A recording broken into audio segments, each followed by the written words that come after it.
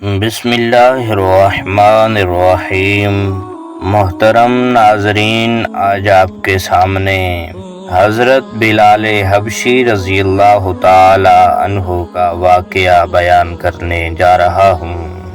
حضرت بلال حبشی رضی اللہ تعالی عنہ مشہور صحابی رسول ہیں جو مسجد نبوی کے مؤذن رہے۔ قبول اسلام سے قبل آپ ایک کافر کے غلام تھے۔ اسلام پر جب آپ ایمان لے آئے تو آپ کو طرح طرح کی تکلیفیں دی جانے لگیں۔ امیہ بن خلف جو مسلمانوں کا سخت ترین دشمن تھا، ان کو سخت گرمی میں دوپہر کے وقت تپتی ہوئی ریت پر سیدھا لٹا کر ان کے سینے پر پتھر کی بڑی چٹان رکھ دیتا تھا تاکہ وہ حرکت نہ کر سکیں، اور چاہتا تھا کہ آپ یا تو اس حالت میں مر جائیں یا زندگی بچانے کے لیے اسلام سے ہٹ جائیں، مگر وہ اس حالت میں بھی احد احد کہتے تھے، یعنی معبود ایک ہی ہے۔ رات کو زنجیروں میں باندھ کر کوڑے لگائے جاتے اور اگلے دن ان زخموں کو گرم زمین پر ڈال کر اور زیادہ زخمی کیا جاتا تاکہ بے قرار ہو کر اسلام سے پھر جائے۔ حضرت ابوبکر صدیق رضی اللہ تعالی عنہ نے جب آپ کو اس حالت میں دیکھا تو ان کو خرید کر آزاد کر دیا۔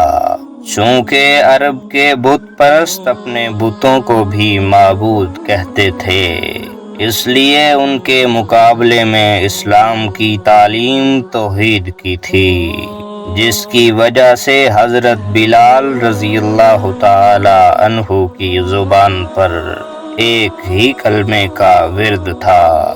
اس کا یہ صلہ ملا کہ پھر حضور اکرم صلی اللہ علیہ وسلم کے دربار میں مؤذن بنے اور سفر و حضر میں ہمیشہ اذان کی خدمت ان کے سپرد ہوئی۔ حضور اکرم صلی اللہ علیہ وسلم کے وصال کے بعد مدینہ طیبہ میں رہنا اور حضور صلی اللہ علیہ وسلم کی جگہ کو خالی دیکھنا مشکل ہو گیا، تو آپ نے ارادہ کیا کہ اپنی زندگی کے جتنے دن ہیں جہاد میں گزار دوں، اس لیے جہاد کی نیت سے چل دیے۔ ایک عرصے تک مدینہ منورہ لوٹ کر نہیں آئے۔ ایک مرتبہ حضور صلی اللہ علیہ وسلم کی خواب میں زیارت کی۔ آپ صلی اللہ علیہ وسلم نے فرمایا کہ بلال، یہ کیا ظلم ہے، ہمارے پاس کبھی نہیں آتے۔